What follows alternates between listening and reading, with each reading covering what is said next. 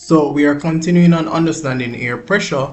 And of course, in order to understand air pressure, we utilize weather maps or synoptic charts, which actually show air pressure. So isobars or isolines are used on these maps to indicate areas with joining areas of equal pressure.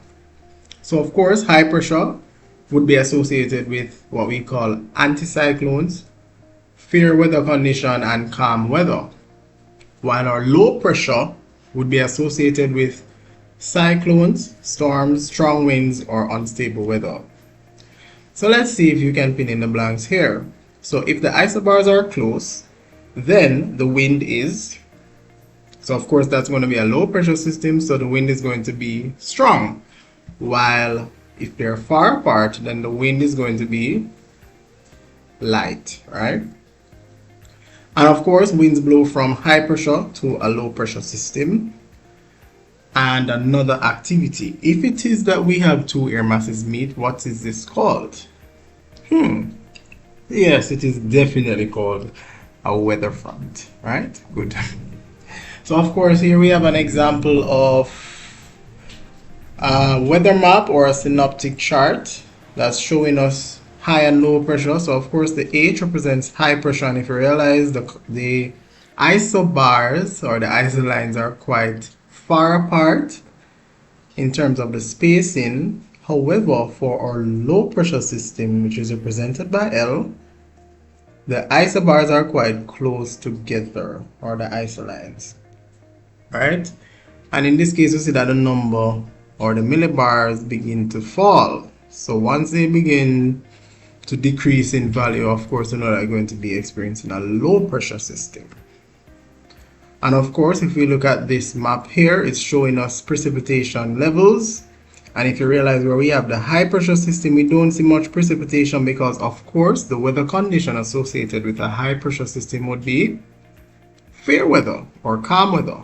But if we look where the isobars are quite close together, then we know that this is going to be a low pressure system, and with the low pressure system you're going to get some form of weather condition, right?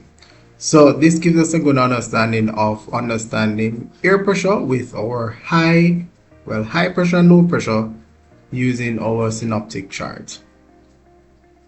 Now we're going to be moving on to humidity.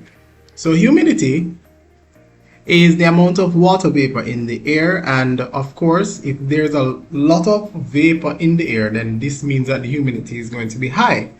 And then the opposite of this, if we don't have much vapor, then it's going to be low. The humidity itself is going to be low. And of course we have different rates in the environment, which of course we draw back to the water cycle. So we look at condensation and evaporation. These actually influence the amount of moisture into the atmosphere. We have two types of humidity. We have absolute versus relative, and of course we see a difference here with the definition. Absolute speaks to the actual amount versus relative speaking to a percentage. And of course the measurement, grams per cubic meter, is used for absolute, while for relative is just a percentage. And the reliance for absolute is based on the amount of water vapor only in the atmosphere, while for relative it's both water vapor and temperature. In terms of what we get from it, it's all about how much moisture, that is for absolute humidity, that is in the air. And for relative, it's all about how saturated the air feels. So let's look at this formula. This is a formula for absolute humidity. So it's basically the mass of the vapor in the air divided by the volume of the air, right? And for relative humidity, it's going to be in percentage. So it's going to be the actual vapor pressure divided by the saturation vapor pressure multiplied by 100%, because you know you're going to get the value in percentage.